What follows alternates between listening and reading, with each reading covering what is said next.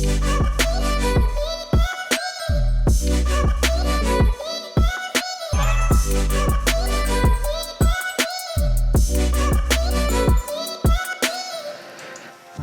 up, everyone? Thank you for tuning in to PriceIsKing.com. I appreciate every one of you. Make sure you hit that like and subscribe button.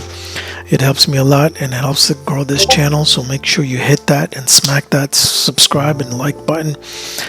Today we're going to dive right into the Tesla industry, right? What's going on with Tesla, why the bears are screwed, what's making the headlines, what's going on with Tesla on and stuff. So stay tuned till the end of this video.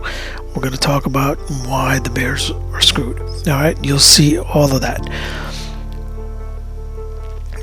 All right, so let's get right into it. What's making Tesla, Tesla, right?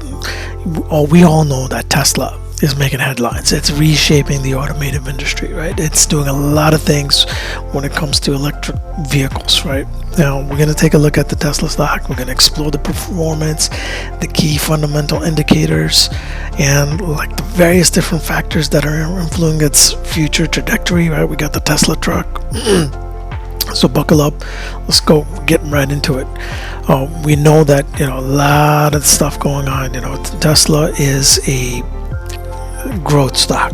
A lot of the news cycles revolve around Elon Musk going in and tweeting various different things, stupid things in certain cases where he'll go and say, oh, we dug our own grave, right? I mean, some of the things I feel like he says to get his buddies to buy the stock at a cheaper price, it'll dive when he says stupid things like that, and I'm sure his buddies will scoop up the stock and make it skyrocket, right? Eventually, because he knows what's going on. He knows fundamentally what's going on with the company, how it's going to perform, where the company's going, right? Whether it's, logistics, parts that are, back ordered, or how they're getting their batteries, and, what the overall projection is of the company. He knows. He's a smart guy, right? So when he's tweeting, he knows exactly what he's tweeting and why he's tweeting. So he's a smart guy, right? So be wary of everything that he says. Take into consideration everything, right? And then take a look at the fundamentals of the company. How is it performing over the last year and whatnot, right? Based on all of that, we can analyze and assess like where the stock is going, right? We're going to take a look at, first and foremost, the fundamentals of the stock, right? What is going on? How is it performing? Let's take a look at something. This is that I don't generally do, is because I'm a technical guy. I trade technicals, and I look at what's happening at the technical level short term, and that's fundamentally what I do, right? I don't look at the balance sheets. I don't look at where it's going overall, because I'm not in it for long term, right? I'm looking for the profit. Where's it going? Where's it going short term? And so when I look at that, a lot of my investor friends and my followers, they'll say, hey, but I'm a long-term holder. What do I do? How do I get into something long term? Why is Tesla what it is, what's going on with it? Why is, can you do an analysis on the fundamental side, right? And I don't like to do that because, it may look great today, but like in a week's time, when something says, or like when he tweets, everything just goes the opposite direction, right? And so I'm always wary of that. So let's take a look at it. See, let's take a look at what's going on at the fundamental level, right? And I'm going to actually take a look at multiple websites, right? I look at various different websites when it comes to fundamentals, because data, if you don't have a paid subscription to some data platform, you may have to do your due diligence, right? So overall, right, when you're looking at the financials, what's going on a trend, right? You're looking at various different line items on the balance sheets and seeing where their cash positions are, what's going on in terms of the trend, right? Like from 2018 to now, what do you see? right? Whether they're cash or their investments, where they're focused. And as you can see, there's a big change in the trend, right? And this is up to 20, like something in Wall Street, right? This is a delayed market data, so you're not going to have to the date data, right? And it ends at 22. So you have to be mindful of that when you're looking at it, right? This could be a little bit older. So it's good to look at all of these things, right? For each company, right? Not just Tesla. So look at the cash positions, the assets, right? Like has it been growing? Look at the total current assets. Okay, if anything that stands out on the fundamentals, I mean, that's where you want to be wary of, right? There's a lot of different things that various different providers, market data providers, analyze, right? You can look at it, right, and see, what was happening, right? And in 2019, growth was 27%. In 2020, look at this growth. What happened? It went from 554. We went down to 123. What happened, right? And you need to realize, okay, is this going to continue on to 2023, 2024? You need to see how much working capital they have, receivables, inventories. Okay, 147, 93, 28 cash flow. Okay, and then we look at all the different things, income statements.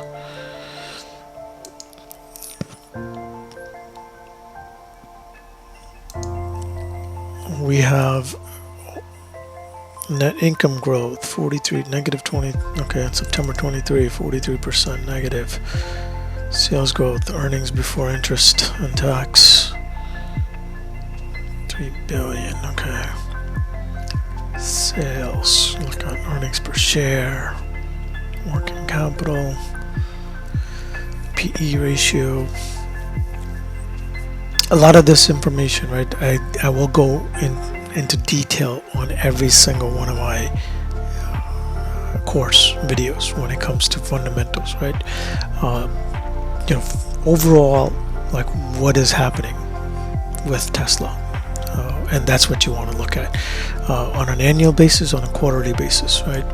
Total assets has been steadily increasing quarterly versus annually. As you can see, every quarter slightly increasing. Has the percentage decreased by any chance as it increased? Total debt, liabilities. Okay, so book value per share. Okay. So in terms of fundamentals, right? Tesla is one of those stocks where it doesn't matter what the fundamentals are doing, right? Because the fact that Elon Musk says a lot, the whole company is riding on him, right? If he were to die tomorrow, the stock is going to tank, okay? And that's what's going to happen, right? And so when it comes to fundamentals for this company, sure, I'm sure they have, faults and tolerance in place, but at the same time, you have to realize that, and that's why I don't do Tesla long term, because the guy is nuts, right? And I like to take short profits, and that's what I like to do, look at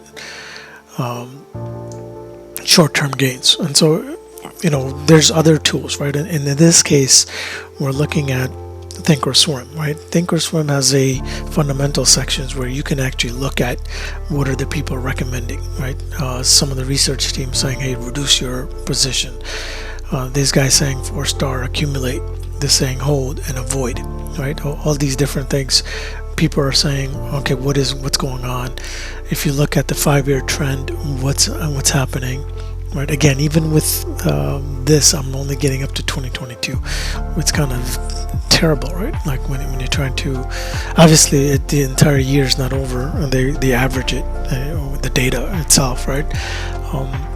So with that said, let's dive right into the actual stock itself and fundamentals and technically what is going on with the stock. I look at this a lot because this will ultimately drive, and this is the reason why I'm telling you that the shorts are screwed.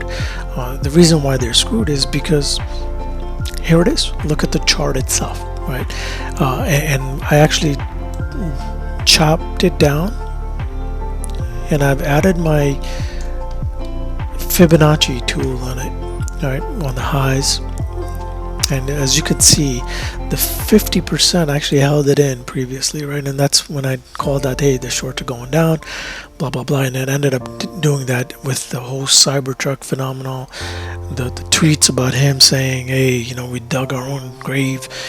That kind of brought everything back, right? And that's okay, because I'm sure these guys look at the 23.6%. It actually held it in.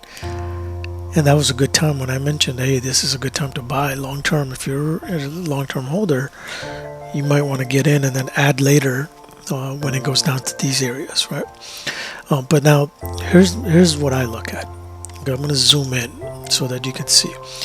This blue line right here is the 50-day moving average, and then this yellow, purple mustard looking line is the 200-day moving average, right? So I always look at it, whenever it crosses, there's going to be lots of down, the bears are in control, okay?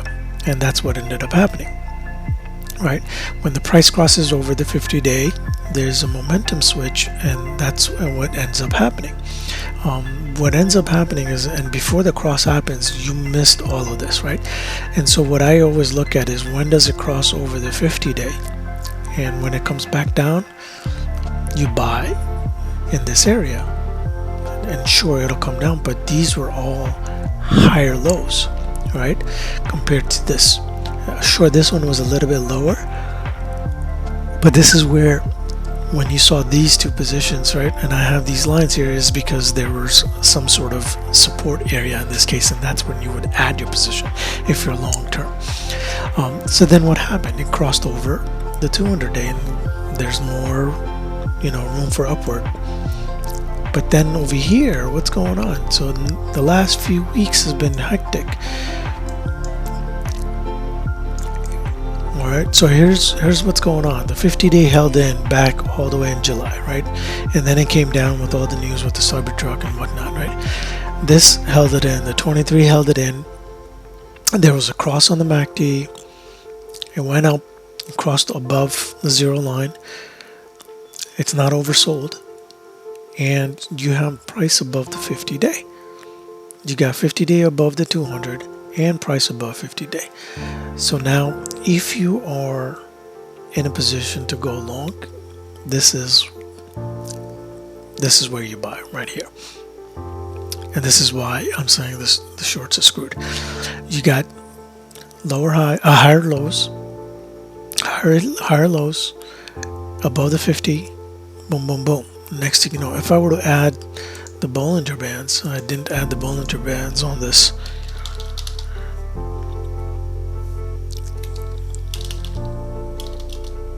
What's going on? There we go, Bollinger Bands. You'll see that it crossed over the mid-band a while back. Alright, so next thing is, it's going to touch the upper, and then it's going to go towards this resistance, the 38.2, which is going to try to cross, and the next line up is 269. So it's certainly going to go up, and you're looking at, once it crosses this right here, the 243, it's certainly going to go towards 243. Once it crosses this 243, next up is the 268s, then the 278s, and then we're going right back to 300. Okay, so keep that in mind. All this news about Cybertruck, I think overall, for the long term, if you follow all of the news, it is actually going to make the company a lot stronger. In addition to the Cybertruck, the AI play that Tesla has with the batteries and the various different robotics. I mean, if you look at the factory trucks, the factories, the Tesla factories, they have the robots making coffees for the employees. All right, when you look at a lot of those stuff, when we, as an average person, you don't see any of those things, right? But if you dig deeper and you look at it, all of those things, you'll realize that Tesla is way ahead of itself. And any dip like this that you see, especially right now, you want to get in. All right, this is something that for long term, I would say 300 is right around the corner, guys. That Cybertruck, once they got it, it's gonna boost the company. It's beyond 300. We'll get back to this. I want to, pinpoint this accuracy on this 26th of November. Mark my words. I'd really love for you guys to comment and let me know what next stock you want me to do. I didn't get into the fundamentals in detail because there's a lot of numbers and details about, PE ratios, cash that's on hand, total debt.